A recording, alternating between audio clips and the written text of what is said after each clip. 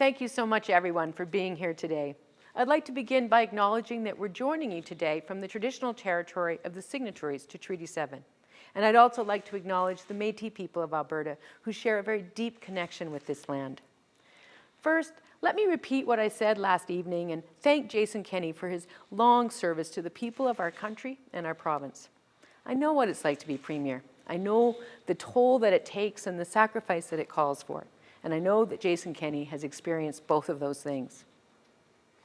Today, we are coming before Albertans to talk about our province and the bright future that we can build. And I come with a message to all those Albertans who might have voted for the UCP and now feel let down by their actions and their behavior over the last 2 years. You deserve better. And make no mistake, the drama and the infighting that has plagued this UCP is not over. In fact, yesterday's news is the starting gun for more chaos and more distraction. We have, right now, a caretaker government. We've actually had one for some time now. Months ago, senior UCP leadership left the government on autopilot so they could focus on their leadership campaign. And now, when all of that should have come to a close, we're at the start of yet another. Albertans don't deserve an absentee caretaker government for months and years on end. Albertans, you deserve better. And if you give me the honor of serving as your Premier again, that's exactly what you'll get. Now, our NDP government wasn't perfect, that's for sure. But we provided stable, trusted leadership that put families first. And as a leader, I've learned from the things that we did right in government, and I've also learned from the things that we got wrong. And I've listened carefully to Albertans. And I've worked day and night to build a team that will provide the forward-looking, thoughtful, responsive, pragmatic, and unified government that Albertans need now more than ever. This is one of the things that you told me we needed to do. So I'd like you to take a look at this amazing group of women and men who are just some of the candidates Alberta's NDP will be putting forward to Albertans in the next provincial election. For all of us here, what matters is you, your family, your guarantee of good public health care and good public education, your hope for good paying jobs for you and for your children long into the future right here in Alberta, and your protection from the rising cost of living. You're looking for a team to form a government that acts with integrity, that you can trust to do what's right, and who will work day and night on what matters to you. And I'm here to tell each and every one of you that is the Alberta NDP team that we are forming right here. The individuals who are with me today and those who are working so hard in their communities across this province as we speak are talented, and they are laser focused on making life better for all Albertans. These are determined, down-to-earth people who understand the challenges we face. We have a crisis in healthcare, and to fix it, we're going to need leaders who can help us recover from COVID-19 and reinvest in frontline care. Leaders like registered nurse Diana Batten in Calgary, Acadia. She's witnessed firsthand the destruction caused by the government during the COVID-19 pandemic. Rather than rolling up their sleeves and tackling the greatest public health crisis we've ever faced together, the UCP chose to undermine and attack frontline workers like Diana. They even went so far as to threaten to cut their pay in the middle of a pandemic. And joining Diana on this NDP team is paramedic Cam Heenan from Leduc Beaumont. Cam and his colleagues have been going at 150% for a long time, trying desperately to provide emergency health care to Albertans when they need it. But instead, they've been abandoned, and what they need is real action. And Cam has ideas on how to fix our EMS because he's on the front lines every day. We also have on our team Danielle Larrabee from Lesser Slave Lake, a registered nurse with 24 years experience providing care. And Dr. Luann Metz in Calgary Varsity, a world-renowned medical researcher and neurologist on the cutting edge of medical advancements. Folks, to put it bluntly, Alberta's NDP will put an end to the chaos in our hospitals. We'll fix healthcare because some of us literally are healthcare. Now, We also need leaders we can trust to focus on diversifying our economy and creating good jobs for Albertans in our energy sector and elsewhere. Leaders like energy analyst Samir Kayende in Calgary Elbow and sustainable energy expert Najwan Al-Junaid in Calgary Glenmore, whose collective experience in the oil and gas sector, in renewables, and in their financing can help us leverage Alberta's natural resources towards a truly diversified economy, where we create countless new jobs and drive billions in new investment. Alberta also needs leaders who know how to collaborate with local voices to build stronger communities, like former Calgary City Councillor Drew Farrell, running in Calgary Bow, and former Lethbridge City Councillor Rob Miyashiro in Lethbridge East, who both have incredible records of public service, as does former Sturgeon County Councillor Karen Shaw in Morinville St. Albert, who also brings first-hand experience as a cattle farmer and successful entrepreneur. And speaking of agriculture, in Lac St. Anne Parkland, we have O'Neill Collier, who serves steadfastly as Alberta's Minister of Agriculture and Forestry. And we have Richard Bruno from Camrose. Richard runs an operation of about 175 cow-calf pairs in addition to a small business in town. He'll be a voice for business, for agriculture, and he, O'Neill, and Karen will help us drive agricultural innovation and create new markets by championing our sustainable and world-renowned agricultural Alberta exports. Richard's also Métis, and through his own experience, as well as the experiences of Indigenous candidates Jody Callahoo Stonehouse in Edmonton Rutherford, who's here today, and Marilyn North Pagan and Calgary Klein, we'll chart a path focused on truth and walking a real path of reconciliation. And when it comes to our natural spaces, well, our wonderful parks and our magnificent Rocky Mountains, you can count on conservationist Sarah El-Maliki from Banff Kananaskis to ensure those remain protected, accessible, and are never, ever converted to coal mines. We'll build good schools and properly support classrooms by relying on the advice and experience of candidates like teacher Rossman Valencia in Calgary East, and educational assistant Julia Hayter in Calgary Edgemont. And of course, we will bring all Albertans together to develop a curriculum that truly prepares our students for their futures. And when it comes to providing for our kids, for our families, we'll take real action to help Albertans make ends meet. And we'll look to people like anti-poverty advocate Janet Aramenko in Calgary Curry, and small business entrepreneurs like Gurinder Brar in Calgary Northeast, and Parmeet Singh in Calgary Falcon Ridge for assistance with that critical work. And our commitment to you is that under an NDP government, you will have more money in your pocket. This team behind me has real experience and bench strength, people who know how to govern. Sarah Hoffman, Kathleen Ganley, Joe Cece, Irfan Sabi, Marie Renault, Heather Sweet, Christina Gray, Raki Pancholi, Lauren Dack, Martin Schmidt.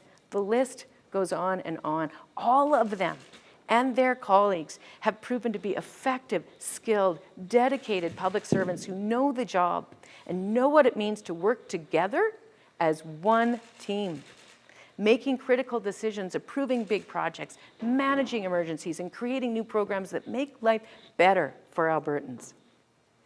Every one of these candidates bring with them a wide range of diverse experiences and perspectives that make up the best parts of our province. They're experienced, capable, and ready to make a difference. While the UCP is picking fights with each other, our team is truly united. We're focused on people, not power. As leader of Alberta's NDP, I'm here to send a message to Albertans today.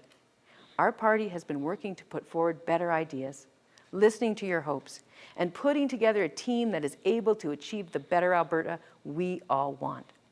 And while the other guys think they're entitled to your support, our team wants to earn it by thinking bigger, acting bolder, and working harder. To all those Albertans who've joined us already, thank you. We need your help, and your contributions are making a difference. And to all those Albertans who feel betrayed by UCP lies and broken promises, but aren't too sure about the NDP, well, I say, look a little closer at our team, and you'll find Albertans who are just like you, who share your love for this province and your hope for its future. Thank you, and I'm now pleased to take any questions folks may have. Thank you, and we'll start with questions in the room. When do you expect the election to be called? Well, you know, I don't know. I'm not the one that gets to make that decision. What I do know is that when it is called, we will be ready. We will be united. We will be focused on providing to Albertans the things that actually matter to them. Healthcare, affordability, competent government that they can trust to show up to work and be there for them. Do you think it'll be before the spring, though? You know, again, it's very much up in the air, as is so much with this government. There's so little that we can count on with them.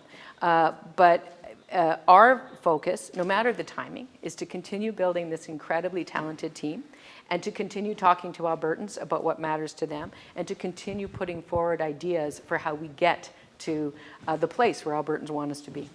At this time yesterday, did you expect that we'd be without Jason Kenney effectively as a premier as of today at this time? Did this catch you off guard? You know, I think we were open to any kind of possibility happening today, but what's really most critical is that actually not that much has changed. We didn't have a government focused on governing for months and months and months leading up to yesterday. And now, I suppose what's changed is we know definitely that we won't have that for months and months and months going forward. And that probably would have been the case no matter what happened yesterday. This UCP has been missing in action. They've been absentee, and now they officially have to go into caretaker mode. And what that means is those folks who are seeing their wait times in ER double, who are waiting for an ambulance that never shows up, who are worried about what their kids are going to learn in their classrooms with how many other students at any given time, those folks don't have anybody working for them in the legislature right now. Any other questions in the room? I've got more, but I don't want to. I'll go to the phones first and then we'll come back. Just a reminder to press *9 if you're on the phone, raise hand function if you're joining us via Zoom. If you could say your name and your outlet at the top, that would be great. Go to our first caller. Hi, Rachel, it's Dean from CP. Can you just give me a quick update on candidates? Looks like you have, with David Eggen, you have 22 candidates ready. Is that selected, and is that accurate? And how soon do you want to have the full slate ready to go? So we've got about 22 right now. I believe that by the end of June, we'll be up to around 40. By the end of August, it'll be around 60. And then probably mid-fall, we'll have everybody else. But maybe I might wait till the very end. We'll see. Any follow-up, Dean? Yeah, thanks. I talked to you a couple months ago, and you said the decision was looming on Thomas Dang. So what's the plan for Edmonton South? Is he going to be your candidate? Well, we have not finished vetting all the candidates in Edmonton South, so that is a decision still to be made by the executive. But certainly my view is that as long as there's an active criminal investigation, we will not have anybody who's under active criminal investigation running as a candidate for us. We'll go to our next caller. Hi, Shailon Skolsky with CTV News Edmonton. Thank you so much for taking my question. It's just in regards to your political strategy, Rachel Notley. With Jason Kenney, you had an opponent with a long political history that you could attack, you could criticize. With a new leader and a possible new face, I guess, what is your political strategy on how you plan to run against a new leader without that lengthy political history potentially? Well, I mean, it's a little premature to talk about what the new UCP leader may or may not bring to the table. What we know right now is that the UCP has a record. It has a record, quite frankly, that has let Albertans down. And most recently, it's best summed up by the fact that they've been so incapable of coming together that they haven't been showing up to work for months. And now we know they still won't.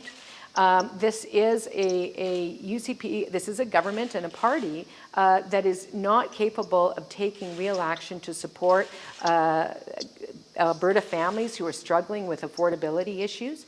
And they are allowing a crisis in healthcare to get worse each and every day. And they're letting down Albertans on many, many other fronts. And frankly, what we're hearing from folks on the doorstep is that they just don't trust the UCP. They have shown that they are not now and never were ready to govern. And our message, no matter who the leader is that we are ready. We are more than ready. And so it doesn't really matter who ultimately is leading them into the next election. The fact is that they've got a record, and I'll put mine up against that one anytime. And our team and its level of unity and singularity of purpose, I will put that up against the UCP anytime as well. Any follow-up, Shalane? Yeah, when you talked earlier about, some lessons learned potentially in your last leadership run and knowing that your government wasn't perfect, I guess, walk me through what were those lessons that you learned and what will you do differently? Well, I think when we first got elected, there was just so much to do in terms of getting ourselves ready for the decisions that we had to make.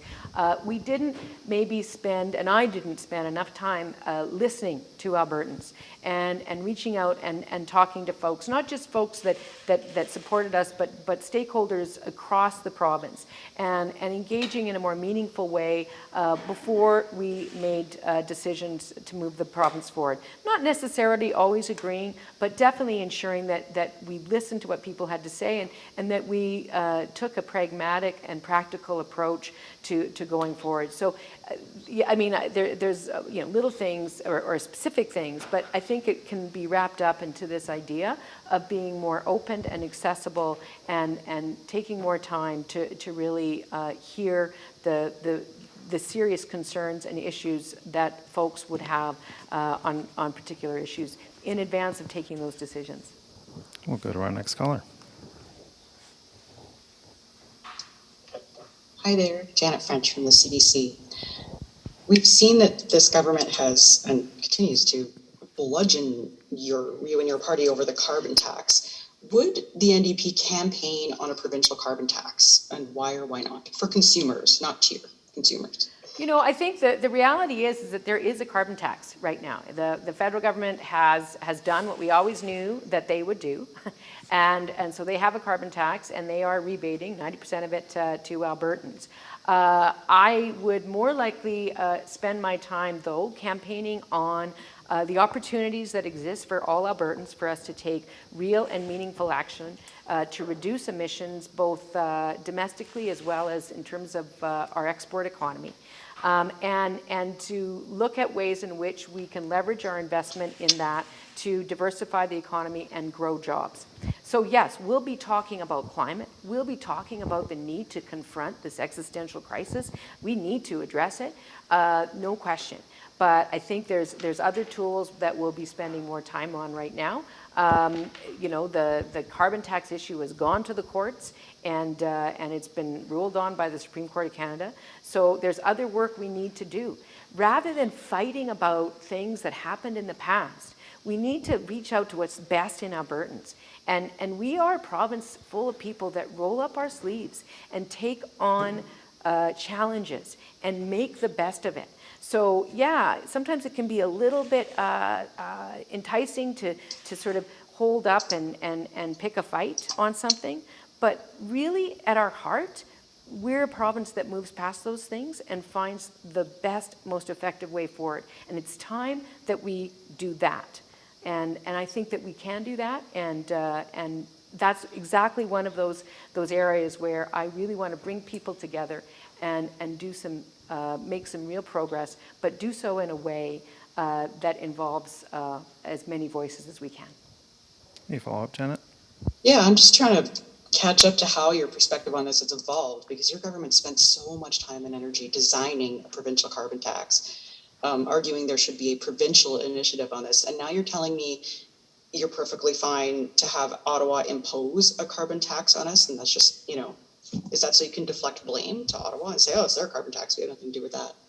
Well, what we always said is that by having a Made in Alberta plan, we could make decisions that was best for us both to most effectively reduce emissions while at the same time leveraging economic development. We're not giving up control over that. Our climate leadership plan was not just the carbon tax. The climate leadership plan included many, many different elements to it. And we would still be looking to the federal government for them to participate financially and fiscally in terms of supporting Alberta as we move forward. But the reality is that since we brought that program in, the matter has been tested all the way to the Supreme Court of Canada, and there is a tax in place. So we could redesign one, I suppose, and bring it back to Alberta, but really the issue is not that. The issue is, what do we do to create the right market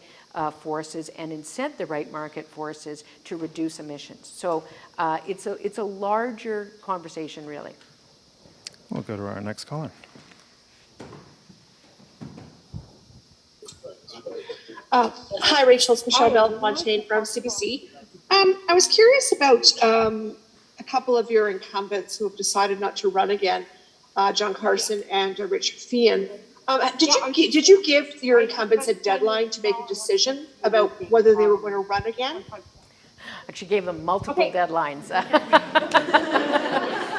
Some followed the deadlines better than others. Okay, thanks. Bye. Sorry, are you still there? No, I mean, I did give them deadlines, and then at different times they told me, and then we talked about when the best time was to announce that they wouldn't be going forward. And I mean, that it happens. Both of them are wonderful members of our team and have contributed to our caucus since they were first elected, and we're going to miss them. But that's how these things work sometimes. Even the best, most united team, sometimes people decide they want to do something else with their lives, like Richard's case, retire. John, spend more time with his new baby. So that's what happened there. Any follow-up, Michelle? Oops, sorry. I just wanted to unpack this whole thing about the carbon tax, and it really sounds like this is something you don't want to touch at all. With a 10-foot barge pole.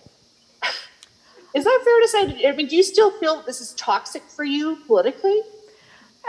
Listen, no. I mean, I think the issue, what I'm saying is that we have all constructively moved along in terms of the work that needs to be done to reduce our emissions. The fact of the matter is that a carbon tax, whether it's administered by the province or whether it's administered by the federal government, you will find leaders in the energy industry right now who will say they absolutely need it to stay in place in order to create the long-term security, predictability, and market incentives that will drive the kind of investments that are necessary to reduce emissions. So playing a cat and mouse, we're going to have it, we're not going to have it game with the carbon tax creates the very instability that undermines the work that needs to happen very aggressively to reduce our emissions. So the fact is it's in place now. What will we do when we become government in terms of negotiating with the federal government around how to incent the particular strategies that need to happen in Alberta in a way that achieves two goals: one, reducing emissions, and two, diversifying our economy and creating new jobs that are sustainable in the long term? That's something that we'll work with the government, the federal government, on once we're in that position. But the high level principles remain the same. We need to price carbon.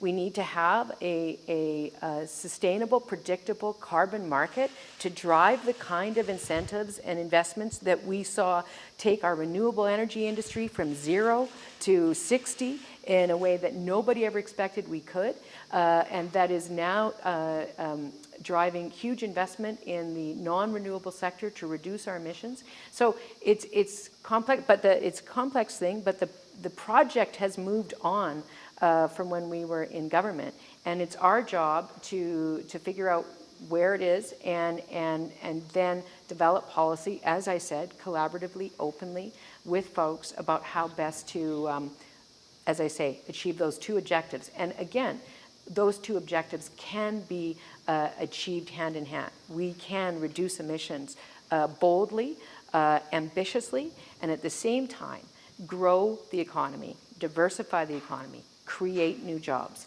It is an opportunity, not a burden, and we need a government that recognizes and understands that. We'll go to our next caller.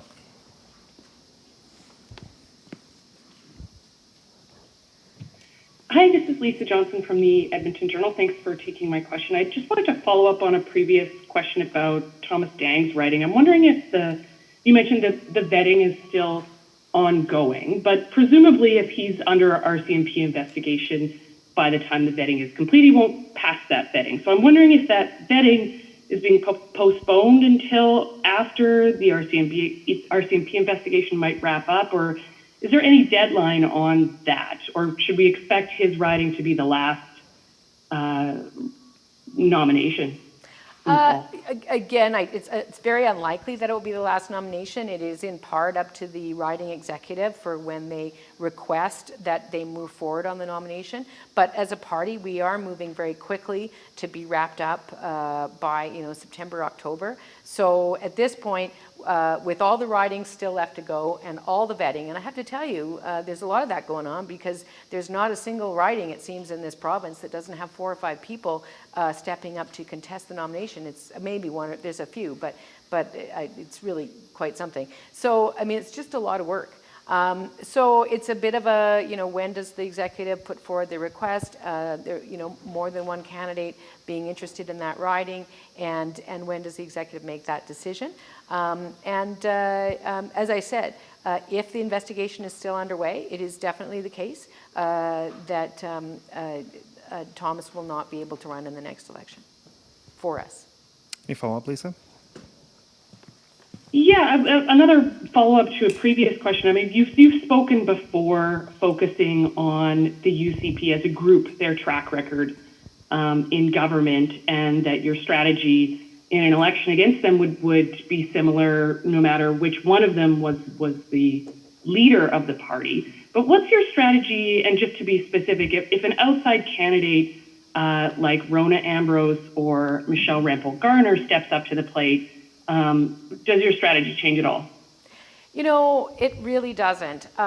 Last night actually I digress. I won't get it. Last night we nominated David Eggen, which was really awesome, and he's been in the legislature about 2 months less than I have. Sorry, that's what made me think about it. I digress. I've been sitting in the legislature since 2008, and I have watched the dynamic between and within the PCs, the Wild Rose, and the UCP. And what I know is that they have, no matter who the leader is, no matter how much of a great white hope that outside leader is going to be, there are just fundamental, when you are a party that's built for power, not for people, when you are a party that's not designed to actually work together to govern in challenging times, this kind of dysfunction will be endemic. It will happen indefinitely. And there is no leader out there that's going to allow that to stop. And if Jason Kenney couldn't do it, quite frankly, I don't think anybody can do it. And I've been watching this not just since the UCP was formed. I've been watching it since I was in the legislature in 2008. And we saw it start with Ed Stelmach. And so that's why our message is clear and simple. We are united. We have a very clear focus on what matters to us. We believe in the value of public service. We are all here because that's what we want to deliver. And we care about our communities, and we care about the people of this province, and we want a chance to try to make life better for all Albertans. And it's simple, but it's true. So that works out well. We'll go to our next caller.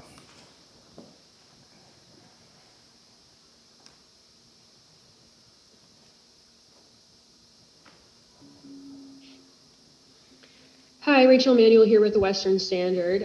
Ms. Notley, Take Back Alberta, arguably the main group that was organizing to remove Jason Kenney from his leadership role, has said they're now going to turn their attention to your party, the NDP, and its socialist agenda. I'm wondering if you can respond to that.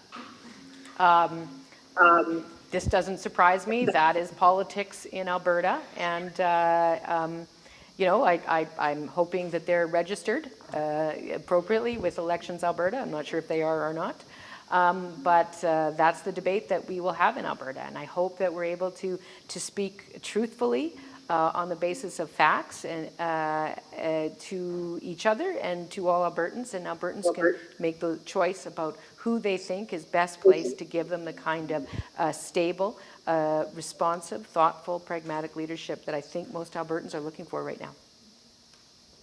Any follow-up, Rachel? Sure. Yeah, I guess I'm wondering how you're planning to withstand their attacks. I mean, they were arguably very successful with their attacks on Jason Kenney, who didn't receive a strong mandate yesterday, and that's what led to his resignation.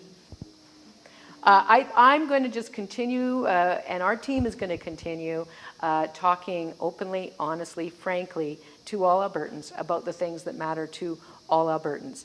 I think it's probably the case that a campaign to all Albertans looks a little different than a campaign to UCP members.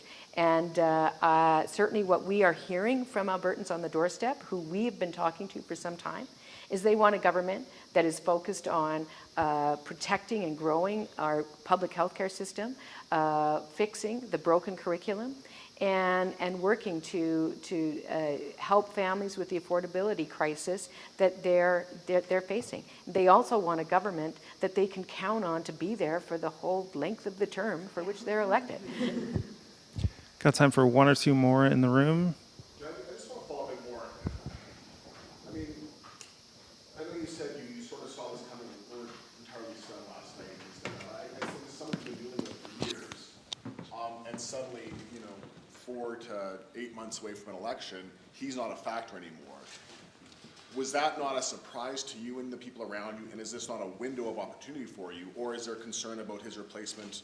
To follow some of the other questions could be a tougher opponent for you. But just, if you can take me through that again, last night seeing this nemesis of yours suddenly fall on the sword. Well, I know this, I've said it before, and I don't mean to be repetitive, but honestly, a lot of what has been going on within the UCP is not something that we've seen reflected in the choices that they make when it comes to leading the province for the benefit of Albertans. So a lot of this UCP stuff has been noise. And we've been just going right through the noise and talking directly to Albertans about the issues that matter to them. And that's what's been driving what we've been doing in opposition, not only from an opposition point of view, but also from a propositional point of view, in terms of the policies that we're presenting to Albertans and the calls that we're making to the government.